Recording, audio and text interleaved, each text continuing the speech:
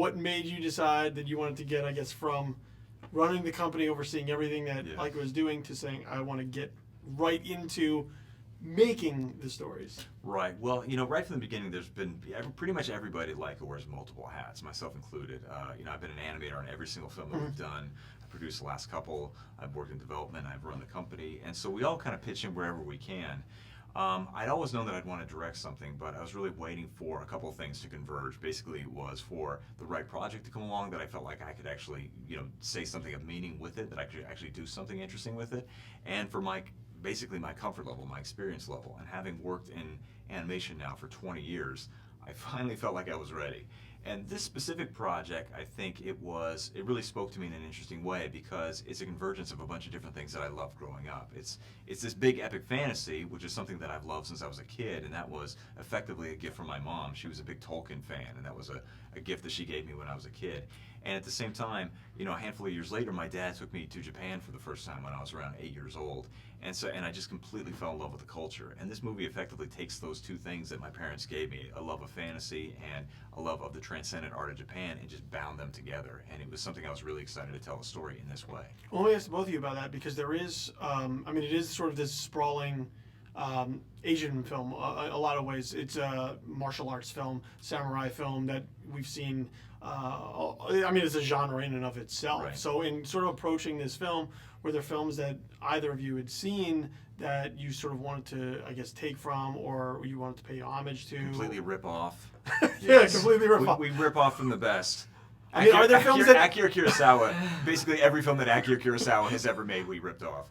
But there were a ton of people. Hayao Miyazaki was a big influence. George Lucas was a huge influence. I loved growing up. Star Wars cast a long shadow over me. It was the first movie I remember seeing in the theater, and so that great epic fantasy quality that Star Wars had. You'll see a number of different influences in the film throughout. But yeah, we were heavily inspired by a lot of stuff, not just on the filmic side, but classic forms of Japanese art, things like ink wash paintings and origami and no theater and ukiyo-e and woodblock prints. Those things are kind of woven throughout every single stylistic choice in the whole movie.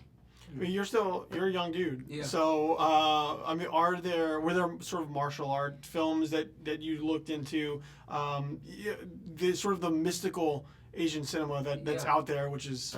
Well, for me, it was... I didn't really watch any sort of Japanese-influenced film or TV, so I had a lot of friends who were interested in things like anime and that Asian infusion into things, but I just sort of did a lot of research on the Japanese culture and things like that, just to provide a sort of honest performance for Kubo. This is a very complex child character. There's a lot going on there, and it's a hero's journey in a lot of ways. What about, I guess, that character? What made him the right fit for that character?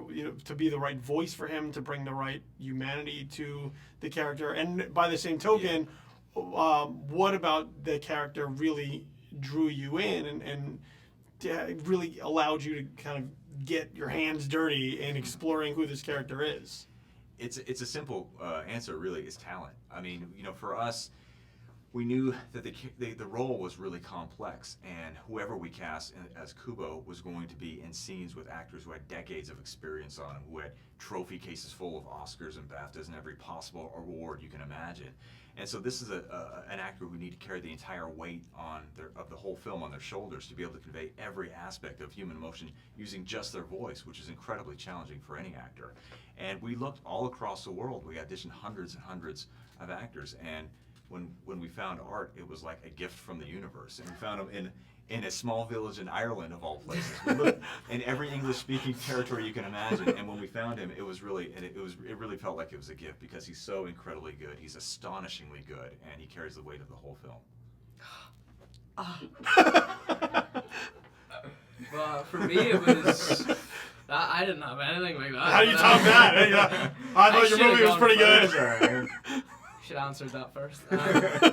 For me, it was just sort of being able to connect with the character on the way I do. It's like, for me, I've spent more than half of my life in this industry as an actor and moving around a lot with my mum. So Kubo is very close with his mother, and so I have to be very close with my mother to spend weeks and months on end in a hotel room with her, learning lines and things like that. And for me, it was the relationship he had with his mother, and the fact that Kubo is very artistic and he's a storyteller. As an actor, I feel like I'm a storyteller. You know, the way I bring characters to life, their emotions and tones of voice and different facial expressions and things like that. I think Kubo does that with his origami and with his shamisen and his music.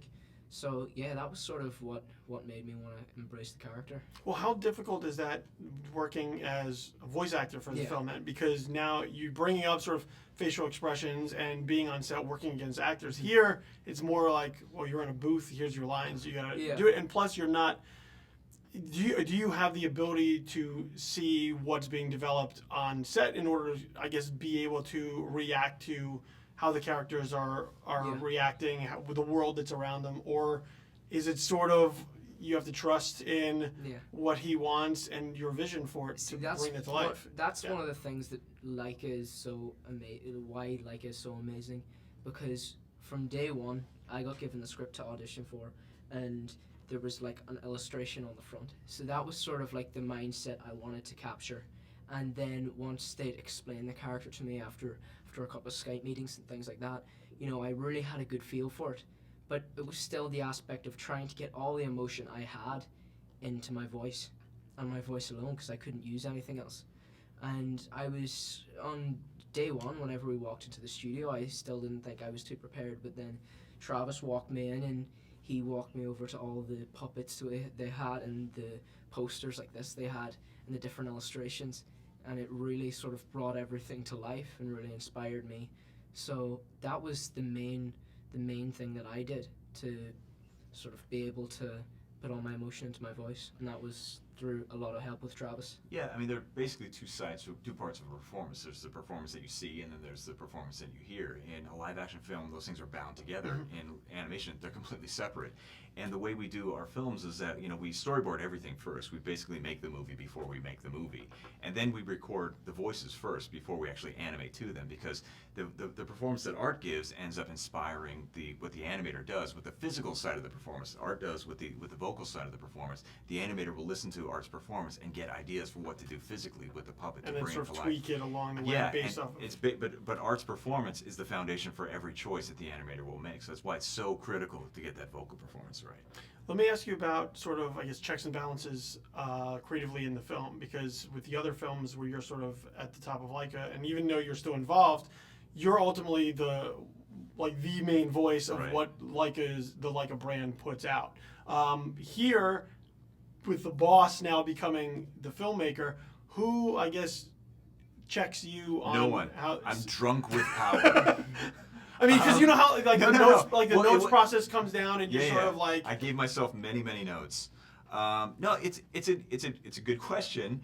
And the weirdest thing was I actually animated on this film as well, and I've never directed myself animating. And so typically the way that works is like, the director will sit in the editorial booth with the editor and the animator, go over the scene, and then launch the animator on the shot. Well, we would run through the day, get all the animators launched, and then we'd have to launch my shot, and I'd sit there and I'm like, well, what do we do? How does this work? Do I just talk to myself? But you're right. It is kind of a strange thing. We've never done that before. But I think on the benefit side, it really did streamline everything. There were just virtually no layers between myself and the artist. It was just everything was so completely connected. let me ask you one Rick Star question, since I have you in front of me for Game Yeah. of Thrones. I'm sure you've seen the Game of Thrones memes with the Battle of the Bastards. Yeah.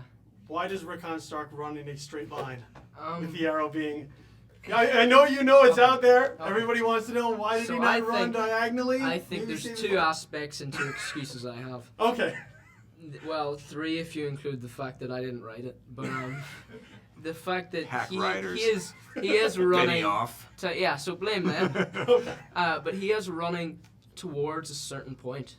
So, and that point is always quite large. So I think he's always going to end up in the same place. So he's always going to be able to shoot in the same place and hit it.